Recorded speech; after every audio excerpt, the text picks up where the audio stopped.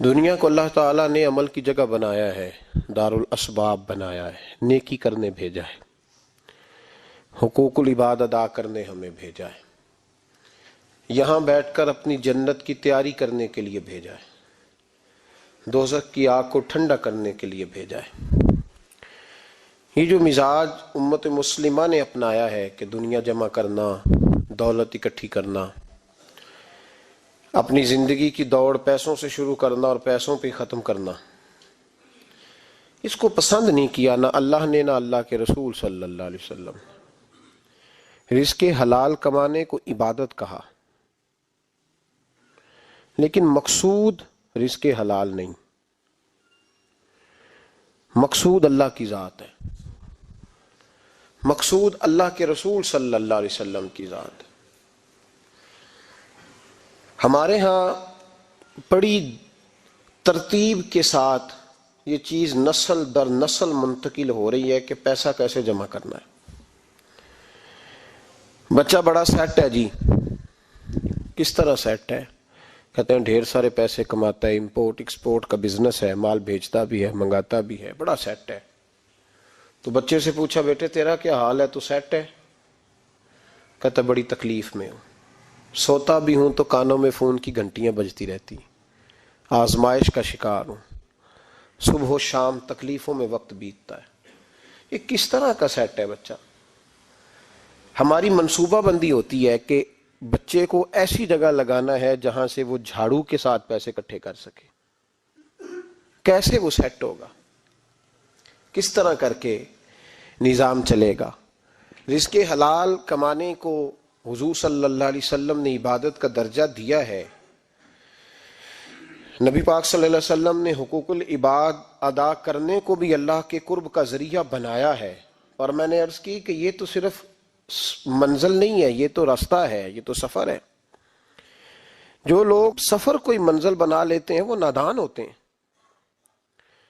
نبی کریم سید عالم صلی اللہ علیہ وسلم کی خدمت میں عرض کیا گیا کہ یا رسول اللہ صلی اللہ علیہ وسلم، کچھ لوگ کہتے ہیں ہم شادی نہیں کریں گے، گھر نہیں بسائیں گے، بچے نہیں پیدا کریں گے، ہم صرف عبادت کریں گے، دن کو روزہ رکھیں گے، رات کو نفل پڑھیں گے، کوئی نکاح نہیں کریں گے، کچھ نہیں کریں گے۔ تو نبی پاک صلی اللہ علیہ وسلم نے فرمایا ان سے کہو کہ تمہارے لیے بہترین زندگی وہ ہے جو میں نے تمہارے سامنے گزاری ہے۔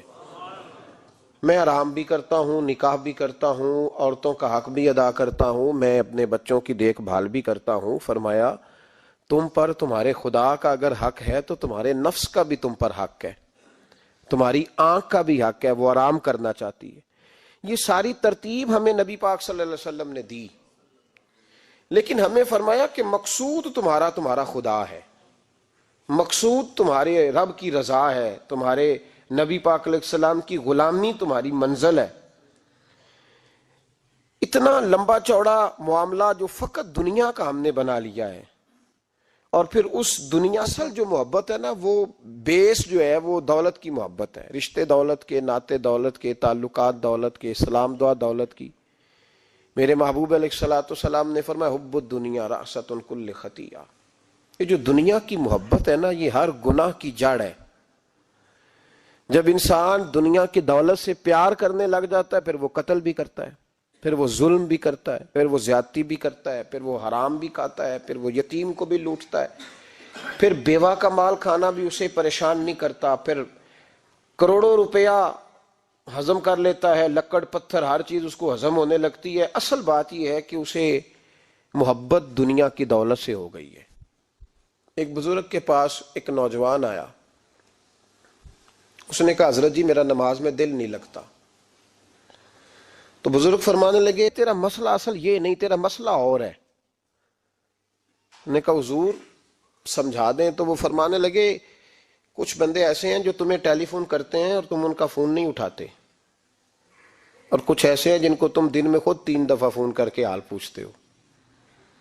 حضور کیا مطلب؟ فرمانے لگے جس سے پیار نہیں نا، اس سے اظہار بیزاری ہے، تو اس کا فون بجتا رہے تو کہتے ہیں میں تھا نہیں، میں موجود نہیں تھا، فون چارجنگ پہ تھا، گھر چھوڑ گیا تھا، بہانہ ہے۔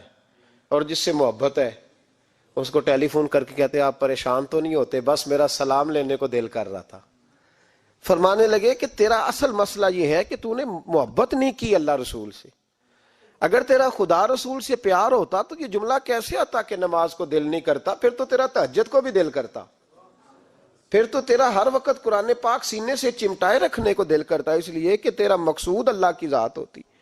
کیونکہ مقصود دنیا داری ہے, مقصود دولت بنا لی ہے معاذ اللہ, مقصود ایک رنگ بنا لیا ہے, اس کا نقصان قوم اٹھا رہی ہے. نقصان رشتوں میں, نعتوں میں حسن نہیں رہا, پیار نہیں رہا, ترتیب نہیں رہی.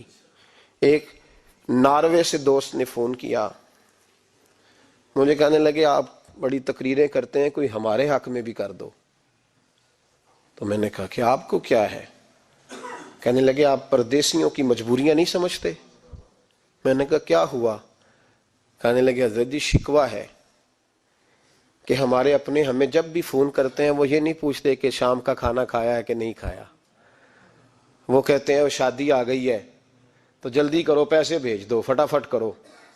کہتے ہیں کبھی کسی نے ہم سے ہمارا حال ہی نہیں پوچھا, کبھی کسی نے یہ غور ہی نہیں کیا کہ وہ پردیس میں گیا ہے اور انشاءاللہ پردیسی کوئی بھی نہ تھی وے ککھ جنا تو پارے تاڑی مار اڑانا باہو اسی آپ ہی اڈن ہارے.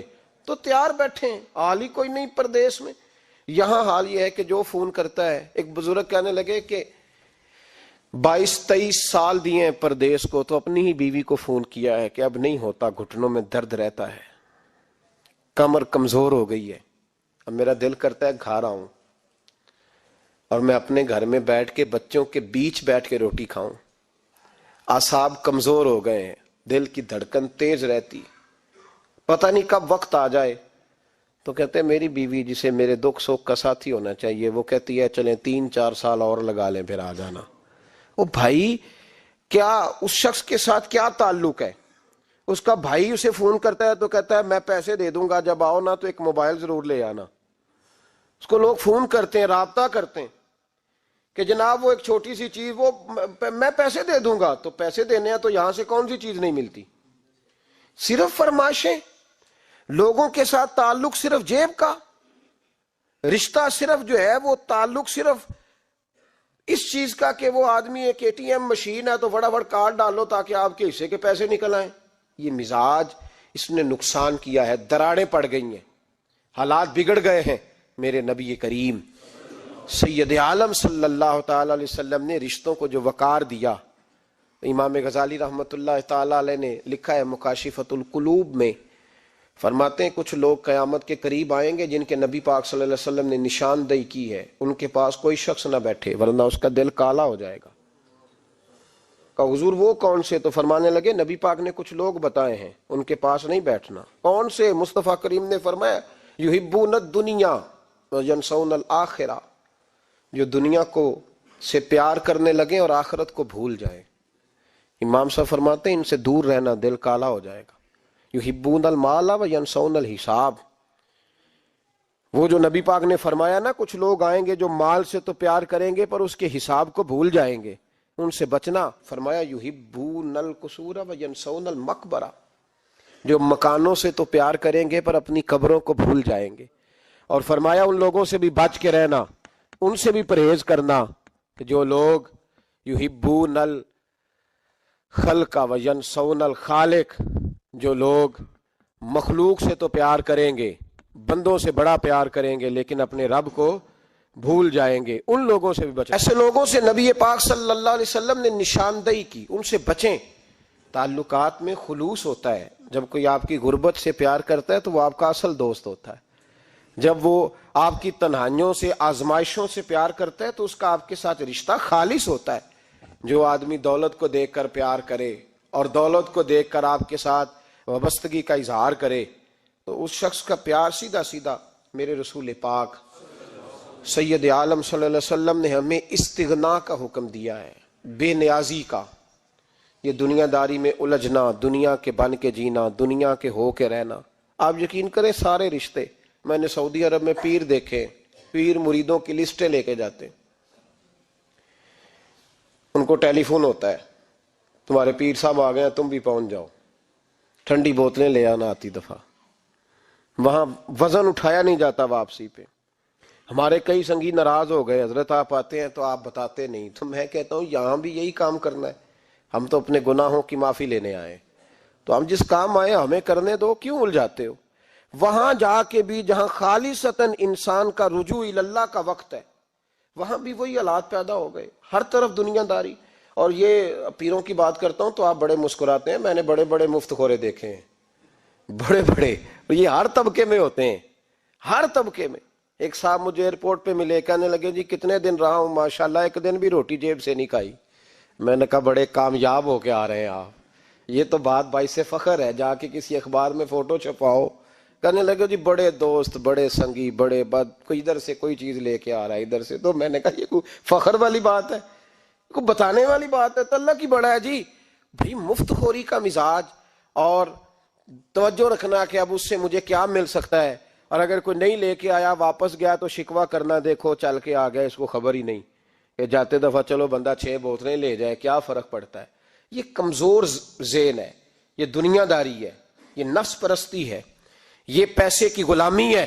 میرے نبی پاک صلی اللہ علیہ وسلم نے فرمایا جو رب کے بندے ہوں گے ان کے قیامت کے دن چہرے چمک رہے ہوں گے۔ تو یا رسول اللہ صلی اللہ علیہ وسلم اس کے علاوہ بھی کچھ بندے ہیں؟ فرمایا لعن عبد الدنیا وعبد الدرہم، فرمایا کچھ دنیا کے بندے ہیں، کچھ درہم کے بندے ہیں، ترجمہ یوں کر لو کچھ ڈالروں کے بندے ہیں۔ یہ حدیث مشکات میں موجود ہے، ڈالر کے، ریال کے، لاکھ کے، کروڑ کے بندے۔ حضور وہ کون ہے؟ فرمایا لعن عبد الدنیا وعبد الدرہم، جو دنیا کا اور دولت کا بندہ بنے وہ لعنتی ہے، ملعون ہے۔ یہ خدا کا بندہ رہا ہی نہیں، یہ پیسوں کا بندہ بن گیا ہے، دولت کا بندہ بن گیا ہے، اس کا معیار بدل گیا ہے۔ حضرت سالم بن عبداللہ بن عمر، حضرت عمر فاروق کے پوتے تھے، کعبے کا طواف کر رہے تھے، طواف مکمل ہوا، 8واں استلام کر کے مقام ابراہیم کے پاس نماز پڑھنے لگے تو خلیفہ وقت کا آ گیا، گورنر۔ السلام علیکم کے بعد اس نے فوراً بات چھیڑی، کہنے لگا حضور کوئی حکم ہو تو بتائیے گا۔ تو آپ کہنے لگے تو بڑا ہی بیوقوف ہے یار، تجھے کس نے گورنر بنایا؟ بڑا تو بیوقوف ہے، تجھے تو سلیقہ ہی نہیں بات کرنے کا۔ حضور کیا ہوا؟ فرمانے لگے خدا کے گھر میں آ کے اور کعبے کے سامنے کھڑے ہو کے میں بندوں سے سوال کروں، یہاں آ کے بھی بندوں سے مانگوں، تو بڑا ہی بیوقوف ہے۔ سامنے اس کا گھر ہے، سامنے اس کا گھر ہے بیت اللہ اور حجر اسود اور مقام ابراہیم اور مقام ملتزم، اور یہاں بھی میں بندوں سے مانگوں؟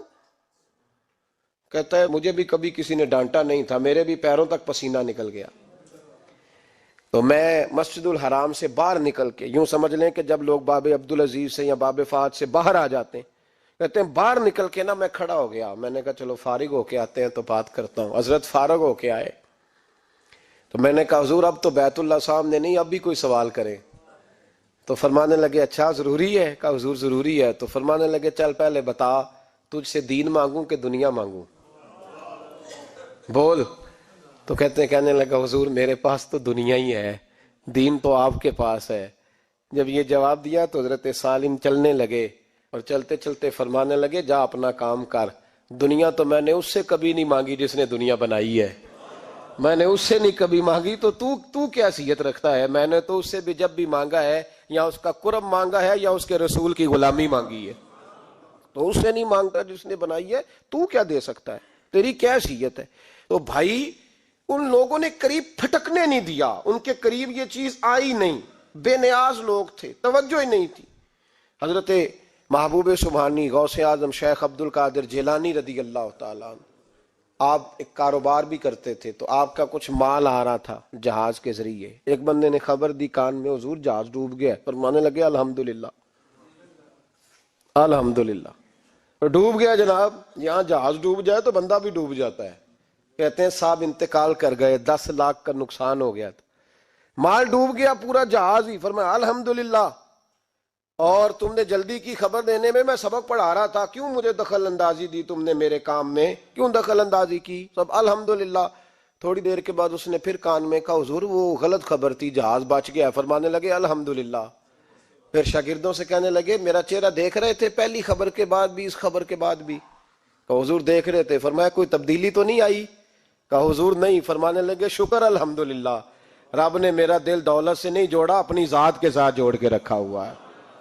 تبدیلی تو نہیں آئی. یہاں تو ٹینشن ہی ٹینشن ہے, ڈپریشن ہی ڈپریشن. اور بات کس کی ٹینشن ہے؟ پیسے کوئی نہیں, دولت کوئی نہیں. کوئی چکر چل جائے نا کبھی, اس سے بھی کبھی پوچھ جس کے پاس ہے وہ تجھ سے زیادہ غریب ہے. اس سے کبھی پوچھ, وہ تجھ سے زیادہ آزمائش میں ہے. غریب شہر تو فاقوں سے مر گیا, لیکن امیر شہر نے ہیرے سے خودکشی کر لی. اس کو بھی تو پوچھ اس کا کیا حال ہے. دانش مندان دا کم نہیں, دل دنیا نہ لانا, اس ووٹی کئی خامد کیتے تے جو کیتا سو کھانا. یہ تو کام ہے اس کا. بڑے آئے بڑے چلے گئے, بڑے آئے بڑے نکل گئے, توجہ ہی نہیں, مزاج ہی نہیں. حضرت مولا علی شیر خدا, علی المرتضی, امام الاولیاء, صاحب صدق و صفا, داماد مصطفیٰ صلی اللہ علیہ وسلم, اسد اللہ, حضرت علی شیر خدا رضی اللہ تعالیٰ عنہ کوفے کے چوک میں کھڑے تھے تو کہہ رہے تھے یار میری نا طامت پرانی ہو گئی ہے, یہ میں نے زرہ بیچنی ہے, کوئی بندہ مجھ سے خرید لو تاکہ میں نئی طامت لے لوں. تو ایک بندہ کان میں کہنے لگا حضور طامت کے پیسے بھی نہیں. فرمانے لگے پیسوں کو چھوڑ, علی کا سینہ دیکھ, اللہ نے ایمان کی دولت سے بھرا ہوا ہے. پیسے اہمیت نہیں رکھتے, ان کی وہ اہمیت نہیں جو دنیا نے بنا لی ہے. فرمایا ضرورت نہیں تھی, اب ذرا احساس ہوا ہے کہ زیادہ ہی پھٹ گیا ہے, پردہ نہیں صحیح طرح پورا کرتا, تو میں نے کہا چلو زرہ بیچ کے نیا لے لیں. ضرورت نہیں, مزاج نہیں, طبیعت نہیں, انہوں نے ماحول نہیں بنایا. ہمارے تو حد ہو گئی, اتنا بری حالت ہے کہ ناقابل برداشت. حضرت عمر فاروق رضی اللہ تعالیٰ عنہ صحابہ نے مسجد نبوی میں بیٹھ کے میٹنگ کی. عمر کی تنخواہ بڑی تھوڑی ہے مال غنیمت میں سے, اب تو عمر کے پوتے بھی ہیں, نواسے بھی ہیں, رشتہ داریاں بھی ہیں, تعلق بڑھ گئے ہیں, اور عمر فاروق بوڑھے بھی ہو گئے. میٹنگ ہوئی مسجد میں, اس طرح کریں کہ عمر کا کچھ تھوڑا سا نا مشاعرہ, کچھ تنخواہ, کچھ خدمت, کچھ وظیفہ بڑھا دیں. بات طے ہو گئی. جب مکمل ہو گئی تو کہنے لگے یہ بتاؤ شیر سے بات کس نے کرنی ہے, ادھر جائے گا کون, پہلے اس کا نام تو بتاؤ, وہاں جائے گا کون. تو انہوں نے کہا یہ تو ہم نے سوچا ہی نہیں, بات تو بڑی تگڑی ہے, عمر سے کون بات کرے گا. یہاں جتنا مرضی تگڑا پیر ہو, آپ نذرانہ لے کے جائیں, مسئلہ ہی کوئی نہیں. کبھی کسی کو کہنا پڑا ہے؟ تو کہتے ہیں جناب کون بات کرے گا. تو ایک صحابی کہنے لگے کہ حضرت عمر رضی اللہ تعالیٰ عنہ کی جو صاحبزادی ہیں نا, حضرت حفصہ رضی اللہ تعالیٰ عنہ, وہ ام المومنین بھی ہیں, حضور علیہ السلام کی زوجہ ہیں, مومنوں کی ماں ہیں, ان سے کہتے ہیں, اور ان کے والد بھی ہیں. تو حضرت حفصہ سے کہا تو جناب حفصہ چل کے گئیں حضرت عمر کے پاس, جا کے کہا ابا جی ایک بات کرنی تھی. انہوں نے کہا بیٹے کرو. تو ان کو بھی پتا تھا نا جاہو جلال کا. کہنے لگے ابا جی مسجد نبوی میں صحابہ کی میٹنگ ہوئی ہے, ایک ہی محلے میں ایک ہی شہر میں لوگ رہتے ہیں تو ایک دوسروں کی خرچوں کا ضروریات کا پتہ ہے. کہتی ہے میں نے پاس منظر سارا کر کے بات کی. میں نے کہا سب کو پتہ ہے کہ آپ کے خرچے بڑے بڑھ گئے ہیں, تو مجھے نا انہوں نے حضور کی زوجہ سمجھ کے, قابل احترام سمجھ کے میری ذمہ لگایا ہے کہ تھوڑے سے پیسے آپ کے بڑھانے ہیں. تو حضرت عمر فاروق رضی اللہ تعالیٰ عنہ کی صاحبزادی کہتے ہیں عمر کو اتنا جلال آیا کہ اٹھ کے کھڑے ہو گئے. کہنے لگے حفصہ ان لوگوں کے نام بتا, میں انہیں دروں سے ماروں گا, اور اس طرح ماروں گا کہ ان کی کمر پہ نشان پڑے, ان کی کمروں پہ نشان پڑے, اس انداز میں درے ماروں گا کہ مجھے زخم نظر آئے. کہا ابا جی اتنا جلال کس بات کا, سادی سی بات ہے. تو سیدنا عمر فاروق رو پڑے, کہنے لگے سادی سی بات ہے, میرے لیے مسجد نبوی میں بیٹھ کے میٹنگ ہوتی رہی کہ عمر کو دولت دینی ہے. لوگوں نے یہ مجھے سمجھ لیا ہے, مسجد نبوی میں بیٹھ کر میرے لیے یہ میٹنگ ہوتی رہی کہ عمر کو پیسے دینے ہیں, اس کو دولت کے ساتھ ہم نے نواز رہے. مسجد نبوی میں میرے لیے کس کو یہ جرت ہوئی. فرمائے حفصہ کاش کہ تو میرے پاس پیغام لے کے نہ آتی, کوئی اور آتا اور پھر میں اسے دروں سے مارتا. حضرت حفصہ کہتی ہے میں خاموش ہوئی تو میری طرف دیکھ کے فرمانے لگے بتا نا, تو نبی پاک کے گھر میں رہتی تھی, میرے مصطفیٰ کا طریقہ کیا تھا, کرنا بات اس طریقے پہ میرے ساتھ گفتگو کر. تو حضرت حفصہ کہتی میں رو پڑی. میں نے کہا ابا جی غلطی ہو گئی, آئندہ نہیں کروں گی.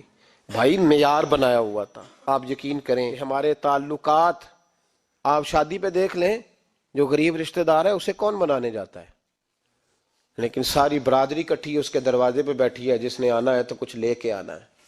ہر چیز دولت میں تلے گی، معیار ہی دولت بن گیا ہے، مقصود ہی دولت بن گیا ہے۔ اس پیسے نے، اس دنیا داری نے، دنیا دار پجاری زردے کتیاں دے گل ٹلی ہو، اتنا سخت رویہ لوگوں نے اپنا لیا، رشتوں کا تقدس نہیں رہا۔ ایک مجلس میں نے ایسا رنگ بھی دیکھا، ایک ایسا شخص جسے میں ذاتی طور پہ جانتا ہوں کہ عالم بھی ہے، پرہیزگار بھی ہے، نیک بھی ہے، وہ بھی بیٹھا تھا اور اس کے ساتھ ایک سیٹھ بھی بیٹھا تھا، لیکن جو لوگوں کا عقیدت کا رشتہ اس درویش کے ساتھ ہونا چاہیے تھا وہ سیٹھ کے ساتھ تھا۔ تو میں غور کر رہا تھا کہ یار قوم کا ذہن کس طرح کا ہو گیا، صرف اس کے ہاتھ میں پیسے، صرف دولت مند ہے، اس آدمی کی درویشی بھی گئی، علم بھی گیا، تقوی بھی گیا، صرف پیسے نہیں ہے اس کے پاس تو وہ کونے میں لگا ہوا ہے اور اس سے لوگ بچ بچ کے سلام۔ اور میں کہا کرتا ہوں عقیدت کا پتہ چلتا ہی تب ہے جب اجتماع ہوتا ہے۔ اکیلے درویش بیٹھے ہیں تو سب جھک کے سلام لیتے ہیں، اور جب وہ 2 MNA کے بیچ، 3 MPA کے بیچ، 5-7 سیٹھوں کے بیچ بیٹھے گا، پھر تیری عقیدت کا پتہ چلے گا، پھر پتہ چلے گا تیرا اللہ کے بندے سے رشتہ کس طرح کا ہے اور دولت کے بندے کے ساتھ رشتہ کس طرح کا۔ ہمارے رویوں کے اندر یہ فرق ہے کہ ہم اس وقت آدمی کو تولتے ہیں کہ اس کے پاس دولت کس طرح کی ہے۔ وقت کے امیر تھے حضرت عمر بن عبدالعزیز، توجہ ہے میری بات پر؟ حضرت عمر بن عبدالعزیز بادشاہ تھے۔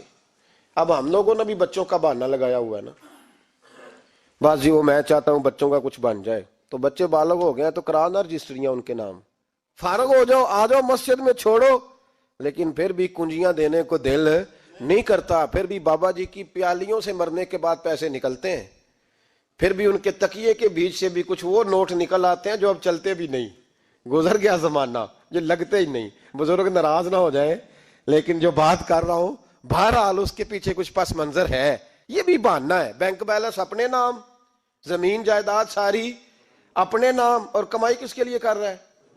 بچوں کے لیے۔ نام کس کا لے رہا ہے؟ بچوں کا۔ یہ کس طرح کا بچوں؟ بہانہ نہ لگاؤ، صاف کہو کہ اپنے لیے کما رہا ہوں، صاف کہو۔ کیوں بچوں کا نام لیتے ہو جب ہر چیز کی کنجی تو رکھی ہوئی ہے باندھ کے اپنے ساتھ؟ حضرت عمر بن عبدالعزیز بادشاہ تھے۔ آواز دی، گھر میں بیٹھے، بیٹی پانی کا پیالہ تو لاؤ۔ بیٹی خاموش ہو گئی، ساتھ والا کمرہ بیٹی کا۔ پھر آواز دی، بیٹے سن رہی ہو؟ کہ ابا جی سن رہی ہوں، پانی کا پیالہ دینا۔ بیٹی خاموش ہو گئی۔ تیسری آواز دی تو زوجہ پانی لے کے آ گئی۔ میں کہا حضور پانی۔ حضرت عمر بن عبدالعزیز کو غصہ آیا، کہنے لگے بچے کس لیے ہیں، وہ خود کیوں نہیں آئی؟ اب وہ اتنی نافرمان ہو گئی ہے کہ ایک پیالہ پانی کا باپ کو نہیں دے سکتی، کیوں نہیں آئی؟ تو زوجہ کہنے لگی چلیں درگزر کریں۔ اس نے کہا ابا کو نہیں بتانا، پی لے۔ کیوں نہیں بتانا؟ بتاؤ کیوں نہیں آئی؟ میں نے اس کو پکارا تھا، تمہیں پکارتا تو تم آتی، تمہیں بتانا پڑے گا۔ جب بات ذرا آگے بڑھی تو ماں تھی نا، بات بیٹی کی تھی، تو اماں رو پڑی، آنکھوں میں آنسو آئے۔ کہا کیوں روئی ہو؟ کہنے لگی بیٹی کا پجامہ پھٹ گیا، دوسرا ہے نہیں، اور آپ لے کے بھی نہیں دیتے، کمرے میں بیٹھ کے تو پجامہ سی رہی ہے، تو کہہ رہی تھی ابا کو بتانا نا، انہیں تکلیف ہوگی۔ تو وہ اس کے پاس دوسرا ہوتا تو آ جاتی، ایک ہی تھا، تو اس لیے نہیں آئی۔ حضرت عمر بن عبدالعزیز اٹھے، سر سجدے میں رکھا، کہنے لگے یا اللہ تیرا شکر ہے، تو نے میرے بچوں کو بقدر ضرورت روزی عطا فرمائی ہے، یا اللہ تیرا شکر ہے۔ ایک روایت میں نے پڑھی، کلیجہ منہ کو آیا، مصطفیٰ کریم بیٹھے تھے، تو سیدہ عائشہ صدیقہ رضی اللہ تعالیٰ نے عرض کی یا رسول اللہ صلی اللہ علیہ وسلم وہ دیکھیں سیدہ فاطمہ آ گئی ہیں، وہ دیکھیں بی بی صاحبہ بغیر بتائے آ گئیں۔ حضرت فاطمہ الزہرا آئی تو حضور نے فرمایا فاطمہ بغیر اطلاع کے؟ حضور چھوٹا سا کام تھا۔ کیسے آئی ہو؟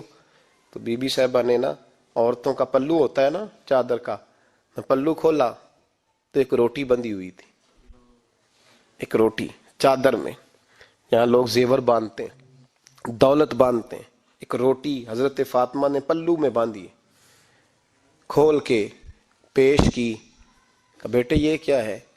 کہ ابا جی کئی دنوں سے گھر میں روٹی نہیں پکی تھی، آج علی کچھ جون لائے تھے، پیسے ہیں، چند روٹیاں بنی ہیں، تو بچوں نے تو کھا لیا، تو میرے سامنے بھی ایک روٹی آئی تھی، میں نے لقمہ توڑا ہے تو مجھے خیال آیا پتہ نہیں مصطفیٰ نے کھایا ہے کہ نہیں کھایا، پتہ نہیں حضور نے روٹی کھائی ہے کہ نہیں، میں لے کے حاضر ہو گئی ہوں، مہربانی فرمائیں۔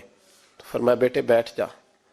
حضرت فاطمہ بھی بیٹھ گئیں، سیدہ عائشہ کہتی ہیں حضور بھی بیٹھ گئے۔ فرمایا فاطمہ کتنے دنوں سے نہیں کھایا؟ عرض کی حضور 3 دن سے۔ فرمایا بیٹے میں نے 5 دن سے نہیں کھایا، آ جا۔ دونوں باپ بیٹی مل کے کھاتے ہیں۔ روٹی 2 حصوں میں حضور نے بانٹی، فرمایا چل آدھی تو کھا آدھی میں کھاتا ہوں۔ حضرت فاطمہ نے لقمہ توڑ کے منہ میں رکھا تو رو پڑی، حضور 5 دن سے نہیں کھائی۔ فرمایا بیٹے چپ کر، ہمارا دنیا سے کیا تعلق، ایک پل رہ گیا ہے، بس اللہ پھر جنت کی ساری نعمتیں عطا فرما، رونے والی بات ہی نہیں ہے اس میں، بس ہمارا کیا تعلق، ایک پل ہے، پھر مالک بڑا کچھ عطا کرے گا۔ او بھائی، جو کائنات کے مالک و مختار تھے، جو ابرو کا اشارہ کرے تو حضرت جبریل جنت کی نعمتیں لے کے آ جائیں، انہوں نے تو دنیا کی جانب توجہ ہی نہیں کی، ان کا تو خیال ہی نہیں آیا، دنیا ہی دنیا، دولت ہی دولت، ہر آدمی دولت کے ترازو میں تلنے لگا ہے۔ اب تو کلیجہ پھٹتا ہے، اب تو لوگ پوچھتے ہیں، اور میں کبھی کبھی بڑا مجبور ہوتا ہوں، آزمائش میں آ جاتا ہوں، لوگ کہتے ہیں جناب آپ سے کچھ قرآن کی آیات سننی ہے، آپ کتنے پیسے لیں گے؟ کچھ حدیثیں سننی ہیں، کیا اس کا معاوضہ ہوگا؟ آپ سے اس نبی کا نام سننا ہے جس کا آپ کھاتے ہیں، جس کے نام پر آپ نے عزتیں لی ہیں، ان کا نام سننا ہے، آپ کا ریٹ کتنا ہے، آپ کتنے میں بیچیں گے؟ وہ نعت جو غذا ہے وہ کتنے میں بکے گی؟ جب دنیا داری کا یہ حشر ہو جائے کہ وہ رسول اگر ان کا نام نہ رہے تو ہماری سانسیں ہی نہ چلیں، ان کا نام بھی جب اس طرح کمرشل کر کے لیا جائے اور اس طرح وہ چیزیں بھی ریٹ میں آ جائیں، تو بھائی اس سے بڑی اور دنیا داری کیا ہوگی؟ میرے رسول کریم سید عالم نور مجسم صلی اللہ علیہ وسلم نے اس دنیا کو محبوب نہیں رکھا، قاری نہیں بنایا، ماحول ہی نہیں بنایا۔ حضرت عیسیٰ علیہ السلام کی 450 سال عمر، کتنی؟ 4.5 نہیں، میں نے کہا 450 سال حضرت عیسیٰ نے شادی نہیں کی، گھر ہی نہیں بنایا، ایک پیالہ ہوتا تھا پانی پینے کا، ایک تکیہ ہوتا تھا۔ ایک دن ایک بندے کو دیکھا کہ وہ بازو کا تکیہ بنا کے سو رہا ہے، تو حضرت عیسیٰ نے وہ تکیہ بھی خیرات کر دیا، کہنے لگے اس کے بغیر بھی کام چل جائے گا۔ ایک پیالہ تھا پانی پینے کا، ایک دن دیکھا ایک آدمی چلو میں پانی پی رہا ہے، تو وہ پیالہ بھی اللہ کے راستے میں دے دیا، کہنے لگے اس کے بغیر بھی کام چلتا ہے۔ کسی نے کہا نکاح کیوں نہیں کرتے، گھر کیوں نہیں بساتے؟ تو فرمانے لگے 450 سال تو عمر ہے، اللہ کو راضی کروں کہ گھر بساؤں، سجدے کروں یا میں دنیا داری کروں؟ بھائی اسلام نے آپ کے لیے سہولت کر دی، میرے لیے آسانی کر دی، یہ تیرا بچے پالنا بھی عبادت ہے، تیرا گھر بار چلانا بھی دینداری ہے، لیکن مقصود نہ اس کو بنا، اس کو مقصود نہ بنا، دنیا داری میں اتنا الجھ نہ، بقدر ضرورت لے، اس طرح کا رویہ اختیار نہ کر۔ اور ایسا ہو سکتا ہے، ابھی چند سال ہوئے مولانا عبدالستار خان نیازی علیہ رحمہ نے پردہ کیا، وفاقی وزیر رہا وہ شخص، زمانہ بتایا، پاکستان کی میلی سیاست کے اندر رہ کے وقت گزارا، لیکن جب ان کا جنازہ اٹھا تو ان کے اکاؤنٹ میں اتنے پیسے نہیں تھے کہ کفن کا کپڑا بھی خریدا جا سکے، کفن کے کپڑے کا بھی پیسہ نہیں تھا۔ او بھائی یہ لوگ ہیں یار، وفاقی درجے کا شخص ہو کے گزرے اور وزارتیں اس کے آگے پیچھے بھاگیں، اور ہر الیکشن میں وہ بندہ ایم این اے کی سیٹ جیت جائے، اور پھر رخصتی کا وقت آئے تو اس کا حال یہ ہو کہ کوئی شخص کہے کہ چلو 250 اکاؤنٹ سے نکلا ہے تو باقی مجھ سے لے لو تاکہ کفن کا بندوبست ہو سکے۔ اس کا مطلب ہے کہ آج بھی یہ رنگ ہوتا ہے، اور وہ پگڑی تگڑی باندھتے تھے، سوٹ آلہ پہنتے تھے، تو لوگ کہتے تھے یہ کیوں کرتے ہو؟ فرماتے میں مصطفیٰ کا فقیر ہوں، لوگ تو نہ مجھے فقیر سمجھے، ایسا تو نہ ہو دنیا دینے لگ جائے کہ حضرت کے پاس پہننے کو کپڑا نہیں تو چلو کچھ دو، میں اپنے پردے اپنے اللہ کے ساتھ رکھنا چاہتا۔ بھائیو ان لوگوں نے وقار کے ساتھ وقت گزارا۔ اس انداز سے تھوڑا باہر آؤ، اپنے ساتھ ہم نے اتنی زیادتی کر لی ہے، اتنا ظلم کر لیا کہ سوائے دولت کے، سوائے دنیا دار، خالص وہ روحانی سلسلہ طریقت کا، تصوف کا، وہ بھی سارا اسی۔ حضرت ابو الحسن خرقانی درویش تھے، محمود غزنوی بادشاہ وقت تھا، کہتا میں دعا کرانے گیا تو میں نے وہی سمجھا جو سب کے بارے میں سمجھا جاتا ہے. گفٹ پہلے لے گیا, میں نے کہا 2 تھیلیاں اشرفیوں کی لے جاتا ہوں, بابا دعا صحیح کر دے گا, نذرانہ نہیں سود ہے پیران حرم کا. تو کہتے ہیں 2 اشرفیوں کی تھیلیاں پہلے لے گیا کہ رکھوں گا تو بابا میرے حق میں نرم ہو جائے گا. میں نے وہ اب ذہن یہ بنا کے گیا تھا. حضرت اب کیا کر رہے ہیں, جمعے کا دن تھا تو کچھ سالکین طریقت مریدین جھاڑو لگا رہے تھے, تو سر میں کھجلی ہوئی تو پگڑی اتار کے ایک مرید سے کہنے لگے دیکھ کہیں جمعے تو نہیں پڑ گئی. تو ایک جمعے دیکھ رہا ہے, وہ کہتا ہے میں جمعے دیکھ رہا تھا, حضرت نے سر جھکایا ہوا تھا تو محمود غزنوی داخل ہو گیا. تو جو جمعے نکالنے والا کہنے لگا او ہو, فرمانے لگے کیا ہوا, کہ حضور بادشاہ آ گیا. کہنے لگے چھوڑ, بادشاہ تو آتے جاتے رہتے ہیں, میں نے سمجھا تھا کوئی تگڑی سی جوں تیرے ہاتھ لگ گئی ہے, تو نے تو اس طرح کر کے شور مچایا جیسے بڑا کوئی انقلاب, بادشاہ آتے جاتے رہتے, بندہ یہ کیا ہو گیا, جوں دیکھ دھیان سے. تو محمود کہتا ہے میں تو دنیا دار قسم کا صوفی سمجھ کے آیا, تھیلیاں بھی اشرفیوں کی رکھیں. تو بابا جی سے دعا کے لیے کہا میں سومناتھ کے مندر فتح کرنے جا رہا ہوں, دعا کرنا. تو بابا جی نے اندر سے کرتا منگایا, کہنے لگے یہ میں نے ابھی اتارا ہے کپڑے بدلنے کے لیے. جب بڑی مشکل پڑ گئی تو کرتا سامنے رکھ کے دعا مانگنا, اللہ اس کے وسیلے سے فتح عطا کر دے گا. جو مشکل ہوگی تیری تر دامنی پہ شیخ ہماری نہ جائیے, ہم دامن نہ چھوڑ دیں تو فرشتے وضو کریں. اور اقبال کرنے لگے نہ تیگو تیر میں نہ لشکر و سپاہ میں ہے, جو بات مرد کلندر کی بارگاہ میں ہے. کو معمولی لوگ ہوتے ہیں. اقبال کہنے لگے ید بیضا لیے پھرتے ہیں اپنی آستینوں میں, انہوں نے بغل میں ہاتھ رکھا ہوا ہے, اگر کھول دیں تو اللہ اسی طرح برکات کا فیض عطا کر دے جو حضرت موسیٰ کے ید بیضا کو ملا ہوا. کو معمولی لوگ ہوتے ہیں. غبار آلود سمجھ کر حکارت سے نہ دیکھ ان کو, انہی کی ٹھوکروں سے سلطنت بنتی اور بگڑتی ہے. یہ تگڑے لوگ وہ علیحدہ بات ہے کہ جڑے محرم راز حقیقت دے وہ راز حقیقت کھول دے نہیں.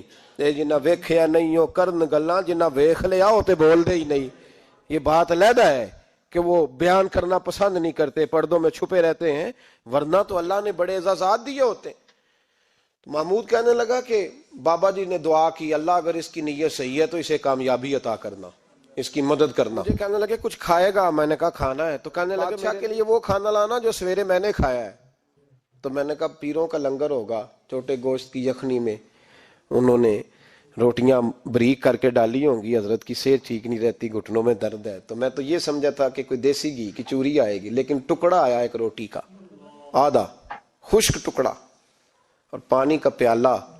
تو کہتے ہیں میں نے اس کو کاٹ کے نا دانتوں کے ساتھ, جب نگلنا چاہا تو یہاں اڑ گیا میرے گلے میں, کبھی اس طرح کا کھانا کھایا ہی نہیں تھا. تو کہتے ہیں حضرت نے 2 اشرفیوں کی تھیلیاں اٹھا کے میری طرف پھینکی, کہنے لگے جس طرح ہمارا کھانا تیرے گلے میں اڑ گیا, تیری دولت بھی ہمارے گلے میں اڑ جائے گی, اٹھ اور نکل, اللہ خیر کرے. کہتے ہیں میرے دل نے گواہی دی کہ یار یہ عام دنیا دار نہیں, یہ رب کریم کا بندہ ہے. کہتے ہیں اب جب میں پہلے انہوں نے کوئی لفٹ ہی نہیں کرائی جب گیا, اب جب میں جانے لگا نا اٹھ کے واپس, تو حضرت اٹھ کے میرا استقبال کیا, مجھے سواری تک چھوڑنے گئے. تو میں نے کہا حضور جب آیا تھا آپ نے منہ ہی نہیں لگایا, اور جب جانے لگا تو اتنا اعزاز. فرمانے لگے جب تو آیا تھا تو تو بھی تو یہی سوچ رہا تھا نا کہ 2 اشرفیاں دوں گا تو بابا نرم ہو جائے گا, تو میں تجھے کیوں پروٹوکول دیتا. اب جاتی دفعہ تیرے دل نے بھی گواہی دی ہے کہ یہ کوئی دنیا دار نہیں, یہ رب کا بندہ ہے.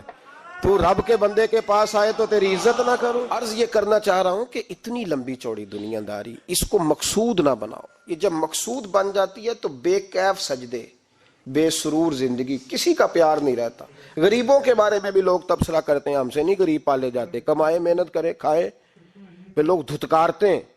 پھر لوگوں کے اندر سختی آتی ہے جب مقصود دولت ہوتی ہے, اور جب مقصود اللہ کی رضا ہوتی ہے پھر اللہ انسانوں کے دلوں کو نرمی عطا فرماتا ہے.